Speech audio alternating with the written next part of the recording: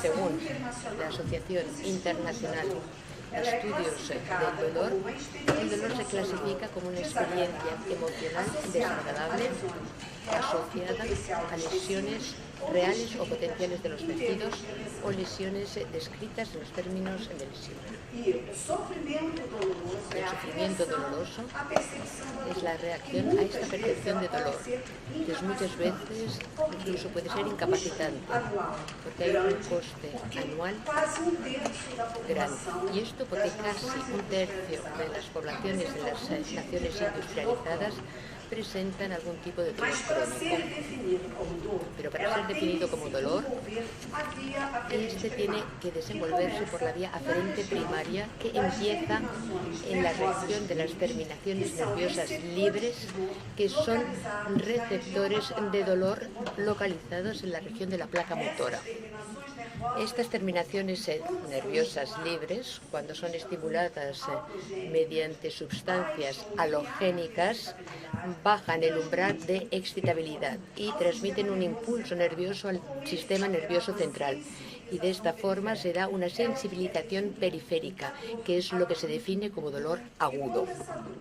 Y cuando este dolor persiste durante más tiempo, estimula a través de neurotransmisores específicos las neuronas secundarias del sistema nervioso central. Y a esto lo llamamos la sensibilización central, que es el proceso de dolor crónico. Entonces, el dolor, según el tiempo, la causa y según el comportamiento también, se puede clasificar en dolor agudo o en dolor crónico. El dolor agudo permanece durante horas y días.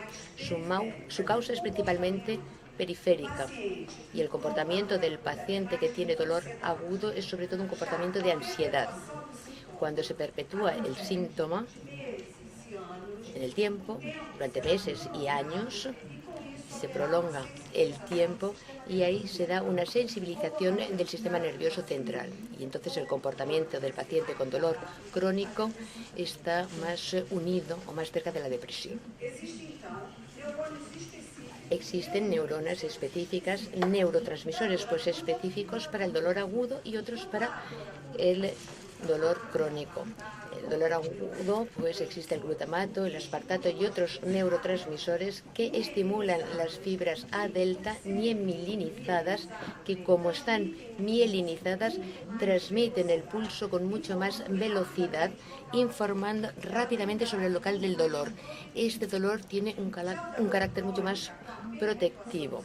El dolor crónico, como perpetúa el síntoma, da un aumento de sustancias como la SNCP o CGRP, que sensibilizan al sistema central. Y con esta sensibilización del sistema nervioso central se da a través de las células T.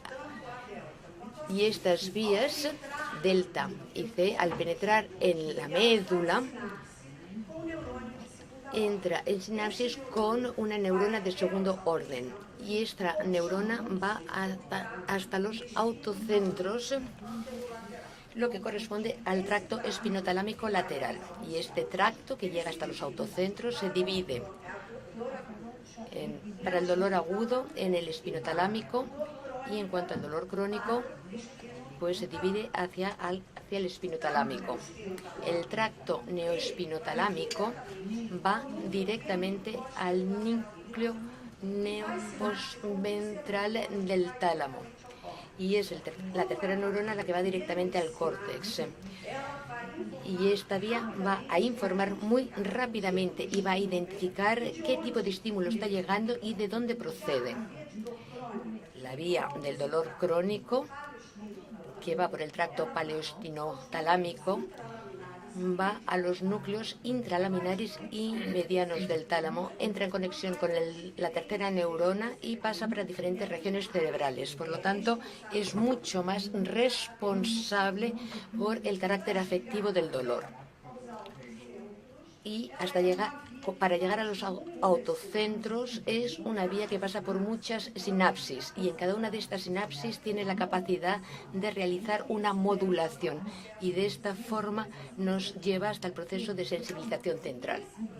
Y en este proceso de sensibilización central están implicados varias neuronas aferentes primarias del sistema nervioso central. Se da una convergencia neural en esta sinapsis, es decir, que va a recibir impulsos de diferentes regiones del cuerpo para a la misma neurona de segunda orden y va a informar a los autocentros. Y con un exceso en esta convergencia neural de sustancias halogénicas que hacen que aparece el dolor, pues aparece entonces el proceso inflamatorio, lo que llamamos la inflamación neurogénica. Es decir, cualquier impulso que lleva a esta sinapsis, aunque no sea un impulso doloroso, va a ser interpretado como dolor.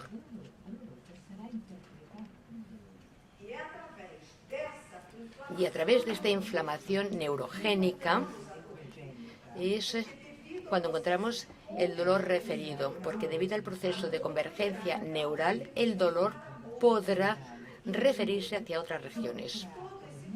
Y entonces todo este proceso que lleva a un dolor referido, este proceso es el resultado de un punto gatillo activo muscular caracterizado por el paciente que sufre un dolor crónico. Y existen varias hipótesis, varios trabajos que definen el punto gatillo. Queda definido como un punto caracterizado por una disfunción en la región de la placa motora. Y a través de las estimulaciones nerviosas libres y a través de las vías aferentes, esto nos lleva a un proceso de sensibilización central. A través de esta estimulación aferente nos lleva a un proceso de sensibilización central que puede transformar un proceso de dolor agudo en dolor crónico. Y el criterio diagnóstico más confiable del punto gatillo es precisamente la presencia de hipersensibilidad por examen palpatorio de un nódulo muscular con una banda tensa. Y si el paciente, a través de la palpación, reconoce el dolor como su queja principal de dolor, este punto gatillo es considerado como activo. Y los fenómenos asociados son el dolor referido y la respuesta contráctil local. Existen otros factores, como por ejemplo la amplitud de movimiento limitada, el tener una tensión muscular y disfunciones autonómicas. Pero para activar directamente este punto gatillo puede ser causado por problemas posturales, es decir, que estas posturas crean un proceso de tensión, acortamiento muscular, puede haber un abuso mecánico, también una sobrecarga muscular y un trauma por impacto directo. Las disfunciones articulares, viscerales, discales, radiculopatía y también la fibromialgia y la angustia emocional, estas no activan directamente, sino indirectamente la formación del punto gatillo. Y para medir esto existe una serie de pruebas, como la electromiografía con aguja y de superficie, las imágenes de ultrasonido y la termografía. Estas pruebas se utilizan sobre todo en clínica, pero luego existe otra prueba, que es la algometría.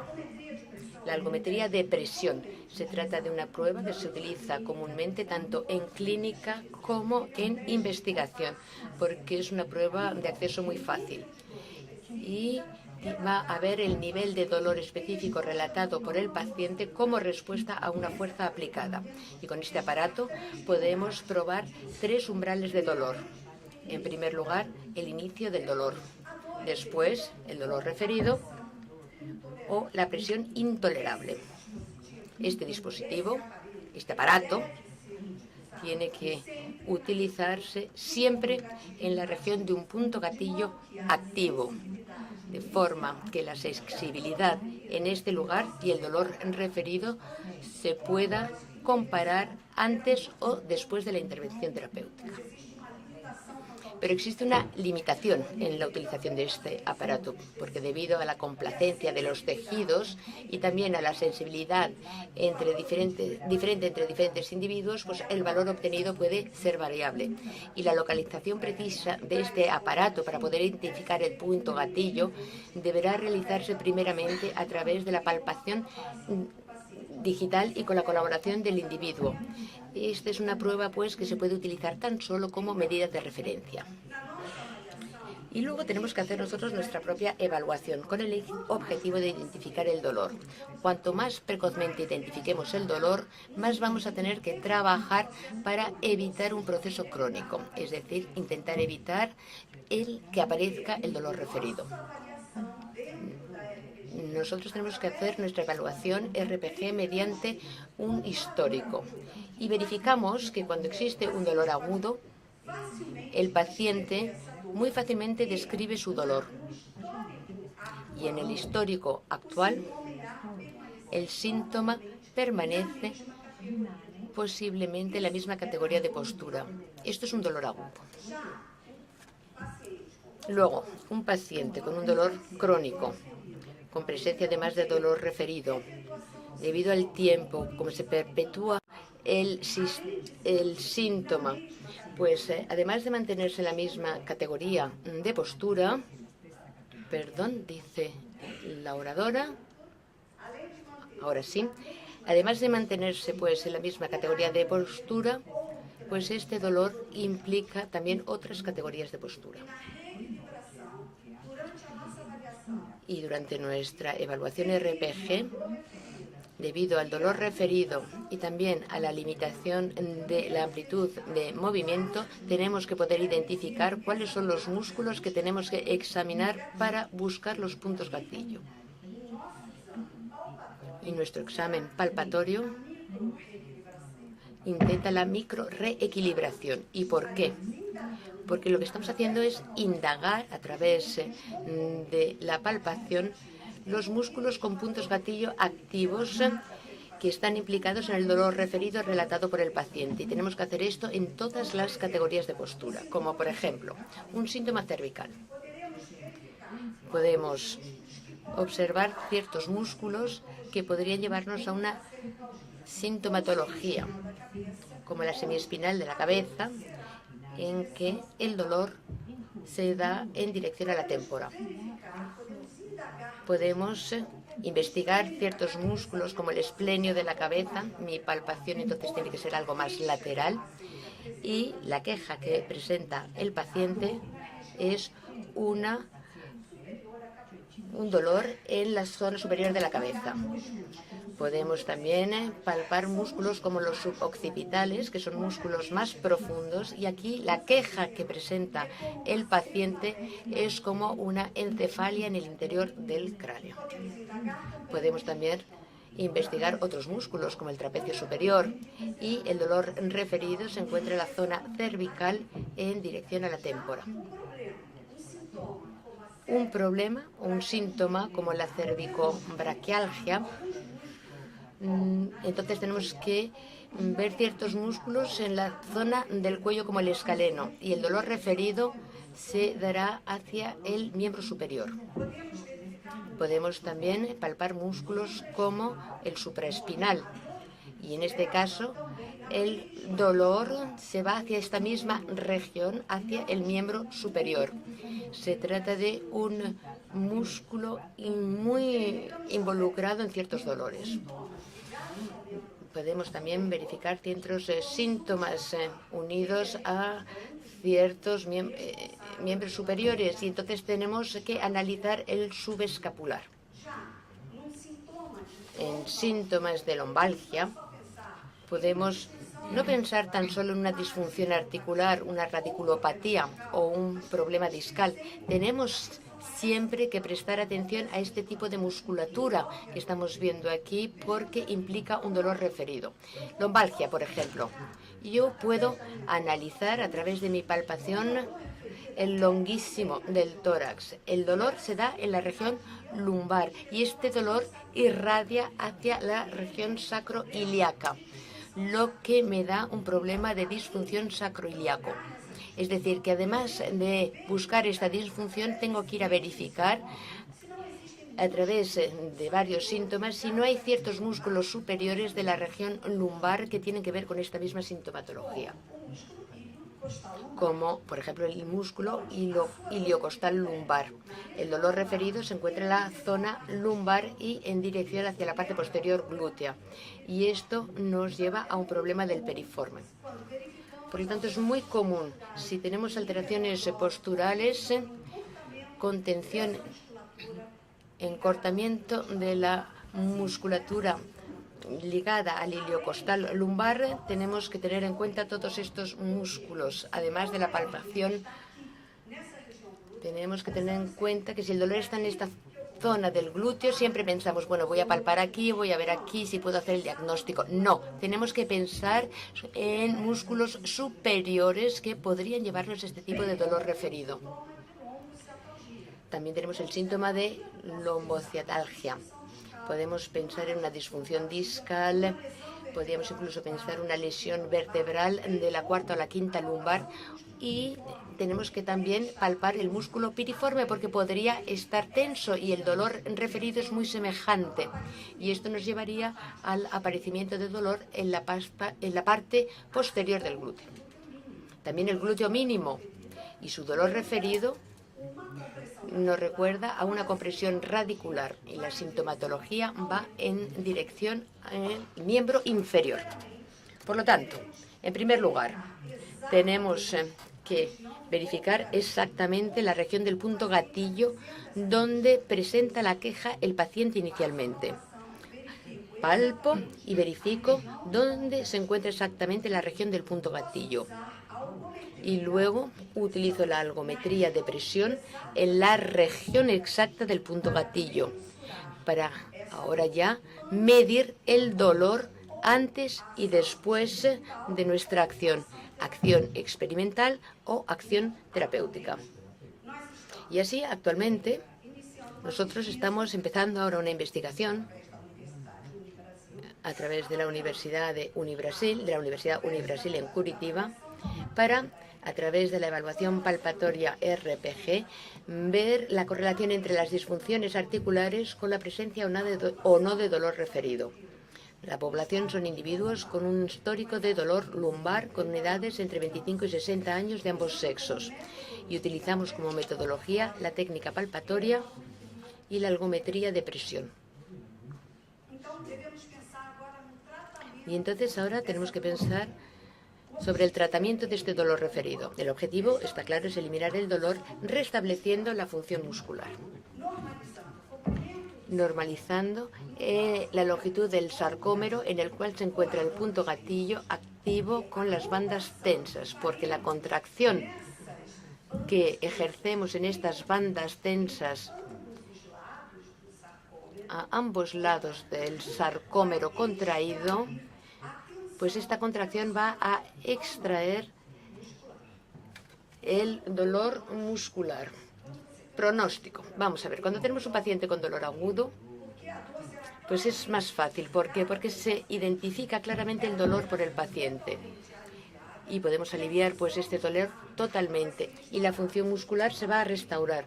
Pues muy posiblemente estamos trabajando en una misma categoría de postura. Esto es bueno. Ahora, un paciente con dolor crónico, cuando aparecen los dolores referidos, es mucho más largo el tiempo de trabajo, y además tenemos que implicar cada vez más músculos teniendo en cuenta múltiples factores perpetuantes, y muchas veces incluso es necesario utilizar fármacos. ¿Por qué? Pues porque en el dolor crónico entra en acción una vía con muchas sinapsis en las que sufren la modulación del sistema central, y entonces tenemos mediante un medicamento que modificar la química, y el punto gatillo no va a actuar sobre la causa. Por lo tanto, ¿cuál tiene que ser aquí nuestra acción terapéutica? Pues nuestra acción terapéutica será volver a la lógica de la vía, trabajar e indagar sobre la causa. Pero además de indagar sobre la causa, la RPG trabaja, sí, indagando pero también trabajando directamente sobre la causa. ¿Y qué es lo que nosotros tenemos que hacer? A través de la RPG, que es un método proceptivo y de inhibición activa de las retracciones musculares, y con esto restaurando pues la función normal dentro de la globalidad, vamos a disminuir los impulsos nociceptivos del sistema central, y de esta forma vamos a reducir la concentración de sustancias algógenas en las sinapsis. Durante nuestro trabajo vamos a utilizar relajación post-isométrica, presión en la región del punto gatillo, y todo esto asociado con las técnicas de respiración. Como conclusión, la conclusión a la que hemos llegado con este estudio es que con un mismo síntoma podemos tener implicadas diferentes estructuras. Esto tiene que ver a la individualidad de las personas y también a la globalidad del sistema. Por lo tanto, tenemos que prestar una atención especial a nuestra investigación palpatoria y tener en cuenta cuáles son todos los tejidos responsables del dolor.